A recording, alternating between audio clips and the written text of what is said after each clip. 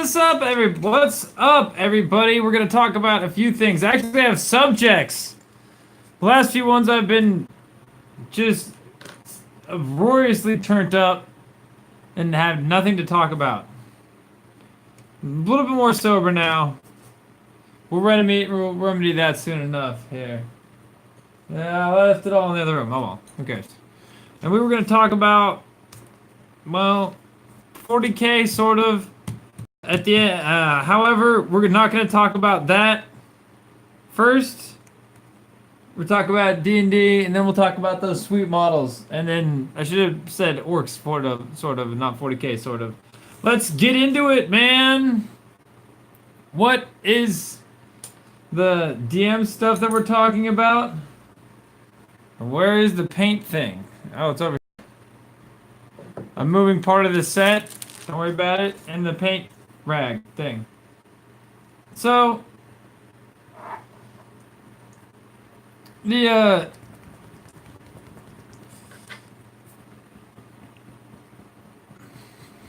D&D stuff we're talking about is, man, this is not okay. It didn't feel like I was shaking this Runefang steel at all, but I was totally getting some shakes in.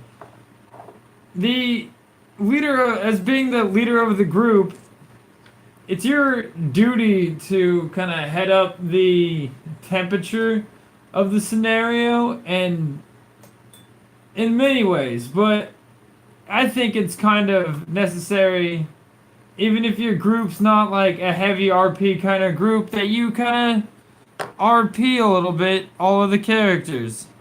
It helps them, differentiate the characters they're dealing with, and they can, when they hear a certain voice, they're gonna get excited because they know that they're like, let's say favorite vendor comes around.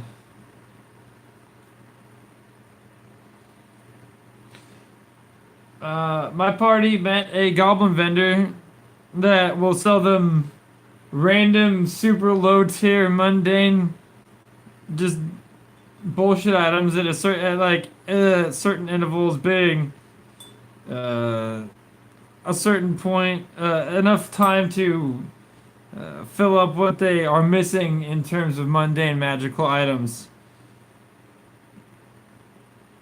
And their ultimate feelings towards this vendor is what I would like for every other vendor. Where it was like, they pulled me aside after the game, like, this adventure was great, and I loved that goblin that didn't know how to count and loved shiny things.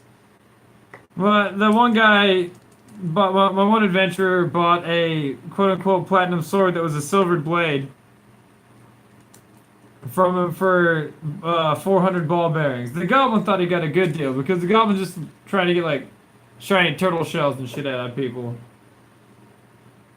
So like, he doesn't give very much of a fuck. However, this is the sort of vendor that they're gonna deal with for this these hilarious non-effective items. Like, there's one that I think I gave them it was a shield that allows them to plant a single flower. Like, every 7 days, it's just every 7 days of some shit. So, they can go plant flowers now.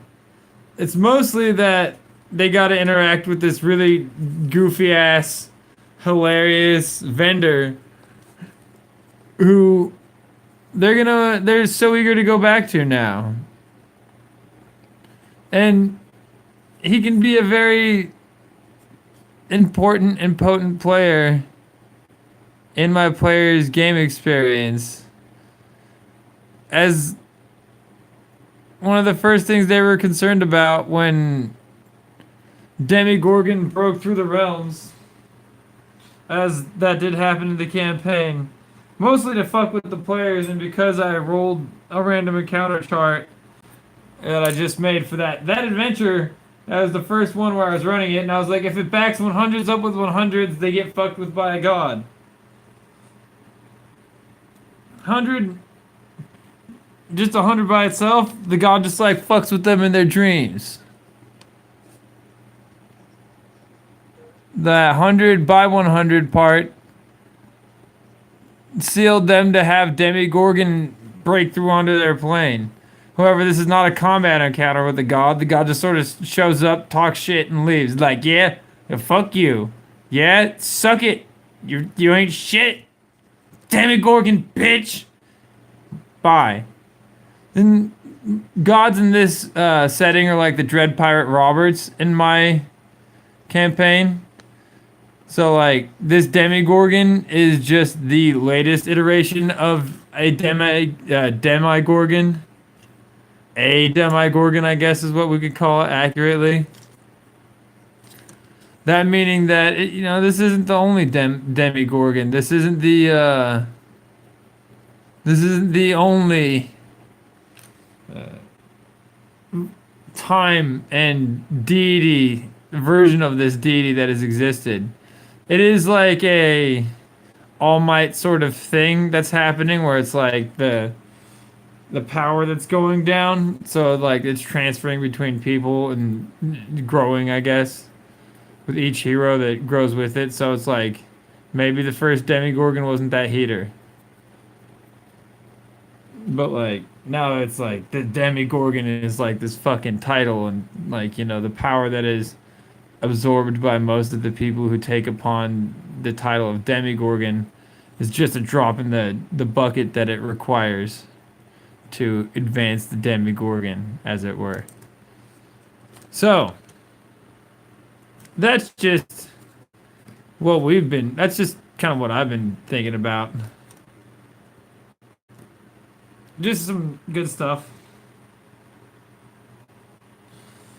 And for all of that, it's my duty to play the Demigorgon, and I don't know if I used the voice in Demigorgon. I should have been like, adventurer, you are nothing, just something like that, like. A goblin, not like this. It's got shiny things. It's got shinies. Goblin gods try to get a bribe shinies out of the place.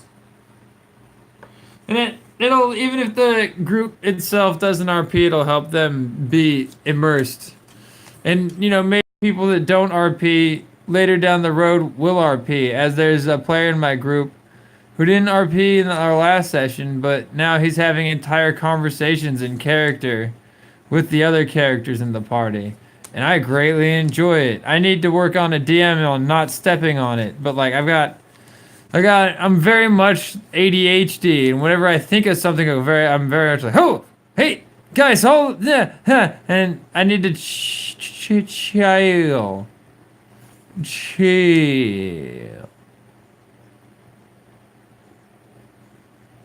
Anyways, I think we're gonna finish building this thing and then continue painting it. What do we have that we could throw reds on, huh? Cap on. Huh. Well, as far as the Lee Modelejos go, they're fucking, man. That new plastic that Games Workshop's gonna be dropping is just about as amazing as one can expect. Like, what the fuck, man? Ugh. That plastic is amazing. Like, yo, all of it. The Gene Stealer Cult, bueno. Calgar, bueno. The new CSM, bueno. The Honor Guard, bueno. Let's get into it, man. Like, whoa. Let's start off the top with them Honor Guards, and then we'll move into Calgar. and then expand from there. Whoof, whoof, whoof, whoof. Those toilet seats on their shields. Woof. There's those eagle face helms. Woof, woof, woof, woof, woof. Bark, bark, bark, bark. Dog. Whoa. I think you get the. I think you understand what I think about those things. I think they're amazing. I think they're fucking cool. Very interested in fielding some of those Marons myself. The problem I have with if I could suggest a problem is that I don't think they're going to be in a single box. I think it's going to be Calgar only with those guys. I won't be able to buy a glorious box of 10 of my, because that's it, man. Like like Calgar is cool, but I want 10 of those guys. I want 20 of those guys. Okay, I'll take a box of 5, but you get the idea. Is I want a box, dedicated box, and I really think it's just going to be Calgar. I hope it's not going to be just Calgar because, I mean, it's not that it's going to be too disappointing, but I'd much rather I'd be able to purchase those honor guards separately and then field them as a unit of honor guard. It would be amazing. Ooh. We're a little far out for that one. Hold on. The thing is, the beef I have with that is, if you want to develop a unit, like a big unit of honor guard, I think it might not even go up to 5. But if you want to develop a unit of 4, you have to buy 2 Calgar boxes, man. What are you gonna do with your second Calgar? I mean, you could kit bash them, but honestly, like that's kind of the same price of like 2 Calgars. Easily, you could go buy the 1 box and get more what you came for, huh? That's all it says may be, but I'm suspicious because of the way that they sold them before. Maybe I'm wrong. Hopefully I'm wrong, hey? Maybe my suspicion is wrought of nothing and entirely erroneous, which would be my ideal result. However, aside from that, there is the amazing, just another amazing model after model after model, and that they released that is just fantastic. They released, what is it, December 22nd? Noise Marine, the new Noise Marine's coming out. I'm sorry, I feel kind of bad for Idic Beer because his Noise Marines are sick. But I also feel kind of glad because, now he gets also more sick Noise Marines. But, at the same time, man, who else might be playing Noise Marines now? What? This guy? I buy models just to paint them, man. I know I buy models just to paint them, but you haven't painted in forever. I know. It's been far too long. I'm just touching up things that don't even need touching up, huh? Let's look at this guy. Let's do the axe head there. So, as far as outside of, I just realized how close I am to my mic. Outside of the Noise Marine that has got this mohawk and this awesome guitar bolter, and man, I also want to see the Master Blaster coming from that kit because I bet he's also heater. The guy with the heavy weapon that they get. Ooh, I thought they were like Plague Marines and they just got just heavy weapons out the wazoo, but my friend said, nay. Nay, sir, they do not get heavy weapons out the wazoo, which is somewhat disappointing, but, not everything can get too heavy. It'd be a 5-man Devastator squad, essentially. You know what? That might have been a poor choice there, but it's done and all that jazz. Let's get over here and paint on this guy. So they also have the Gene Stealer cult models that they released, and those are fantastic.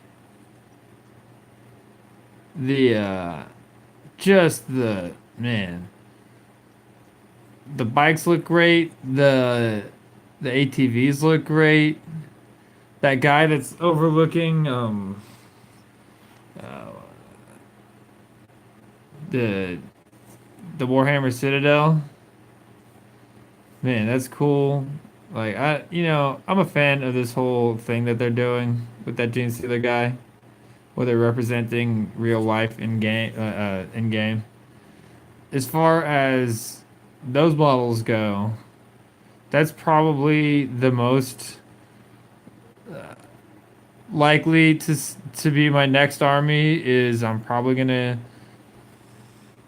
upscale my Tyranids a little bit and get them a little allied detachment of them Gene Stealer Colts. Because I think that would be just amazing.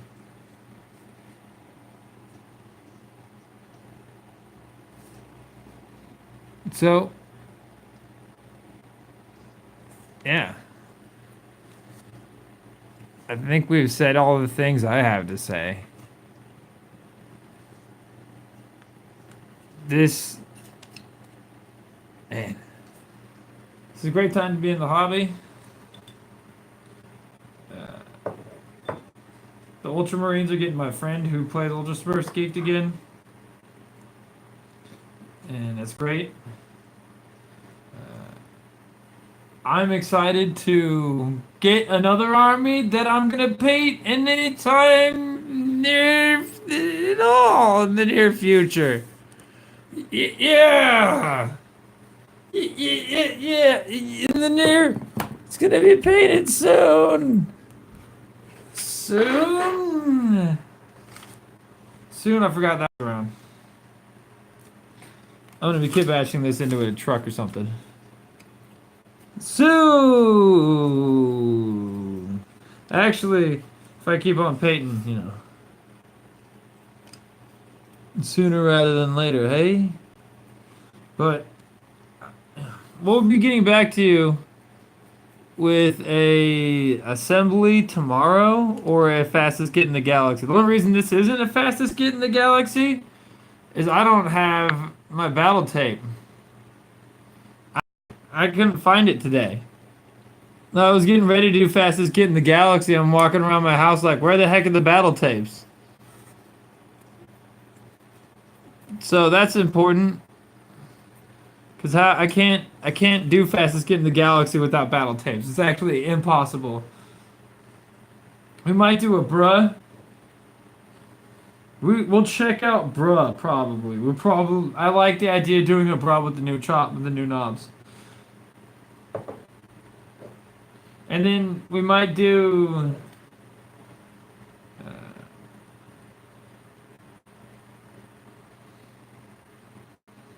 I don't know. I don't know what else besides bruh. The battle arena battle royale offering havoc. Yeah. Hopefully you guys enjoyed this live stream. I have nothing else to speak about. Have no more channel news to update. And I'm not going to keep y'all here for no biggity bullshit of me just sitting around and, throwing paint around like I'm a fire hose. I'm outie.